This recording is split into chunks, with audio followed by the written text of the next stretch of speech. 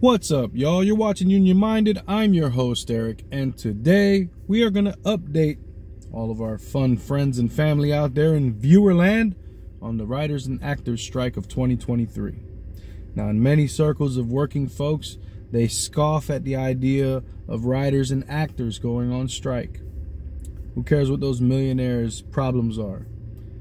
But we have to think deeper than that because, first off, we don't know about the film industry and the TV show making industry enough to properly understand how many folks are behind production of a movie or a TV show. And that money has to go around. And when the upper echelon of the actors are getting paid the bulk of the money, how much does that leave for how many people? So we don't understand that industry, but what we do understand is that there are working people on strike for a better wage, for a better situation. And we should applaud that and support that. Now, I was scrolling through Twitter, and as I was scrolling through Twitter, I saw a tweet from the AFL-CIO, and it perked my ears up. And so I wanted to share that with you as well. And this is from the AFL-CIO Twitter account.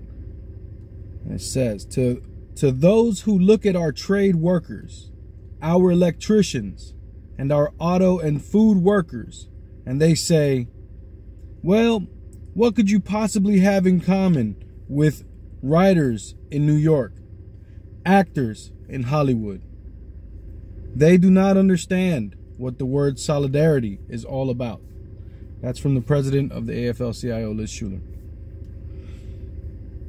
And it always harkens back to that word, right? Solidarity. We throw it around so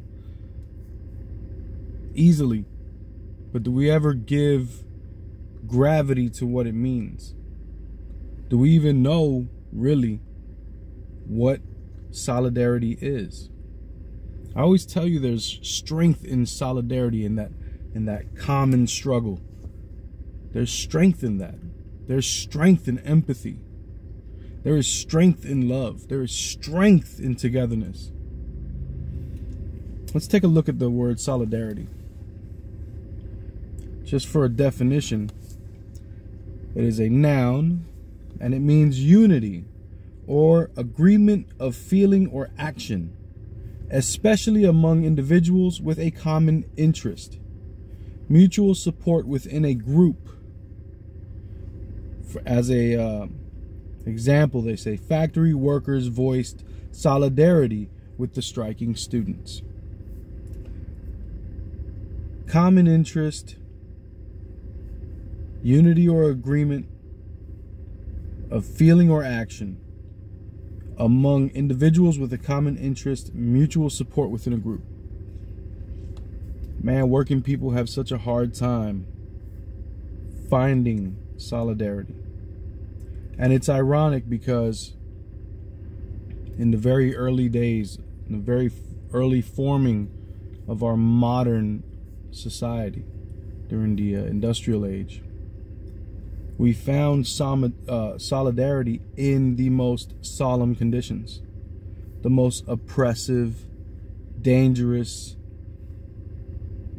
rough conditions, the times of company towns where you didn't buy a home, you rented a spot to sleep that the company owned.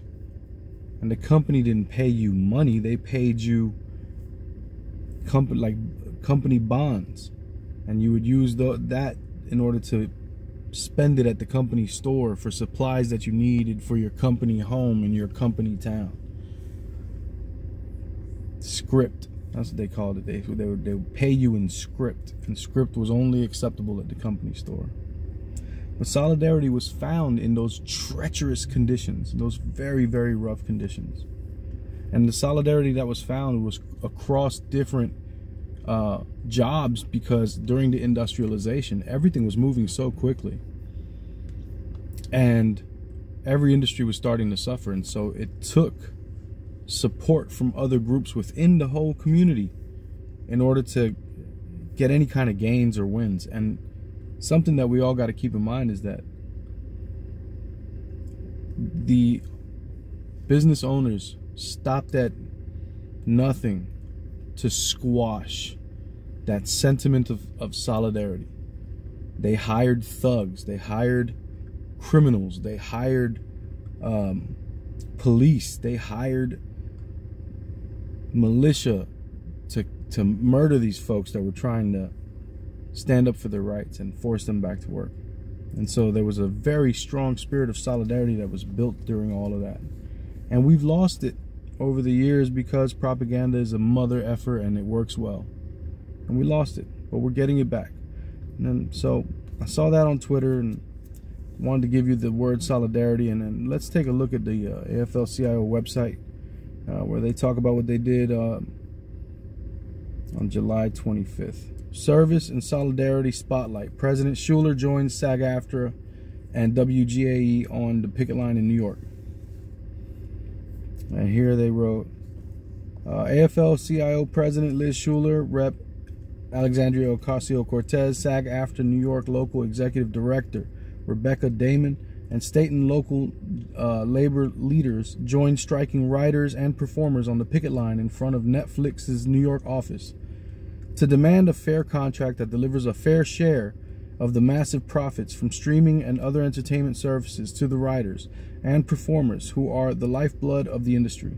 The picket was organized by the Writers Guild of America East and SAG-AFTRA and supported by the New York City Central Labor Council, led by President Vincent Alvarez of the IBEW, whoop whoop, and featured hundreds of performers, writers, and other workers showing solidarity for the strike and joining in the demand for a fair contract.